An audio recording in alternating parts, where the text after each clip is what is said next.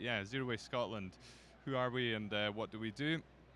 Here's our mission statement, and we basically are we're a fully government-funded organisation in Scotland, and we exist to sort of accelerate circular economy and resource efficiency, and we do that by supporting companies and doing various bits of research to inform government policy. I guess we're all here for the same reason. We kind of know why we need to focus on waste in construction. It's a huge issue. These are some of the sort of domestic reasons that in Scotland it's important. But what comes to my mind is that we are an industry that just hemorrhages value and through the amount of waste we produce. And we might think we have good recycling rates, but that's really not an aspiration. That's quite often things are downcycled. It's a sort of linear form of recycling that traps resources. And we want to move away from that to waste prevention, and also to, as Jilly mentioned, understanding how we can extract the resource from our environment easily and efficiently within the sort of tight time frames that we have. So this is a classic example. This is something that everybody's seen. It's resource that has been locked away in a building, and the only way that we can deal with it is by destroying it and tearing it down and losing that value.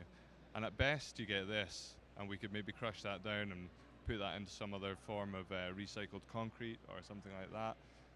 But it's more likely we get this, and it has to be much more heavily processed. The value loss there is huge. What we're missing out on in terms of having to trawl through this. But we know this, and we're still doing it. This is sorry Natasha, sorry Bam.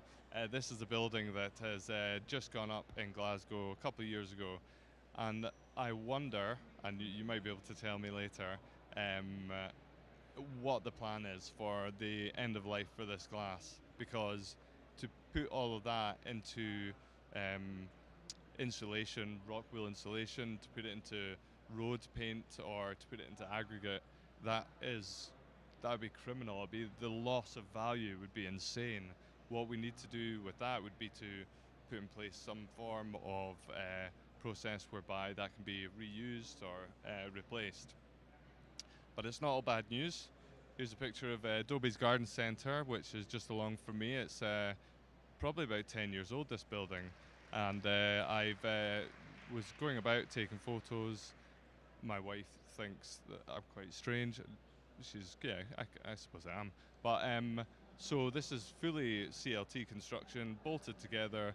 In theory, you could take this building apart and put it somewhere else, or when it comes to end of life, you could potentially use the structural materials for other buildings. I don't think this will happen. I think it will probably be chipped and sent to energy from waste. That's a cynic in me. I have got in touch with Toby's to find out what their plans are, but so far they've not got back to me. So what do we really need to do? What are the barriers and opportunities? Well, it's kind of been touched on already.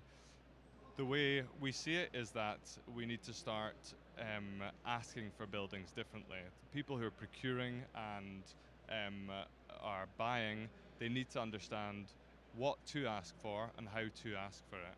And Zero Waste Scotland have a role in supporting that. And also skills. If you ask for something, there needs to be the skill set there. And we have, I've seen projects where servitization's been introduced, and we've tried to be radical, and the companies are struggling because they don't know how to have that business model. So and there's also the policy piece again, which Julie touched on, whereby the government needs to show further support, not just financially through Zero Waste Scotland, but I think sit down and develop policy. And I think that is coming into play. I think there's consumer responsibility obligations which are being revised, and I think that's going to have an impact on the construction sector. So what does Zero Waste Scotland do in this environment? Well, we've got sort of two strands of support.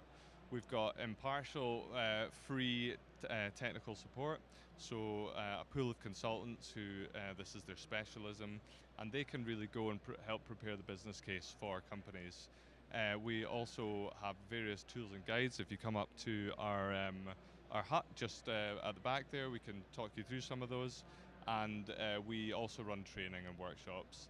And this creates access to huge revenue funds, huge funds, sorry, which can go towards capital expenditure for waste minimization. Now, I don't know how we're doing for time. I have a 1-minute video here. So this is our resource efficient house that we built. It's I'm not sure if there's a voiceover here. I don't think there is, so I can talk over it a little bit. It was a fully modular construction. Every square centimetre of this house, consideration has gone into the materials that it uses. These were constructed at the time. There was no means of construction in Scotland. These were constructed in Northern Ireland. That's how sort of advanced it was, but fully volumetric. 8 shipping containers, I think. 4, sorry. And fully kitted out.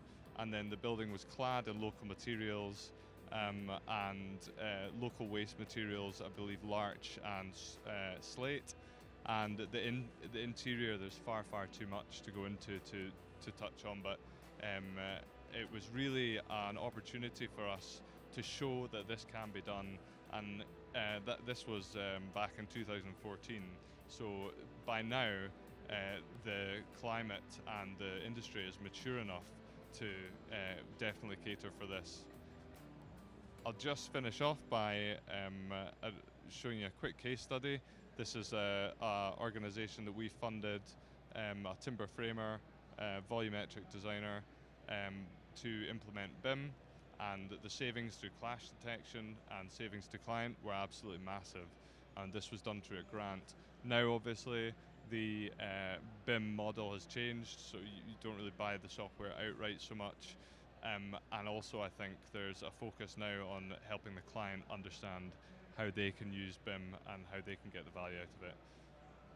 Finally, there's our procurement guide. Come up to the back, we'll tell you more about that. That's an excellent way of helping people buying sort of design out waste. Okay,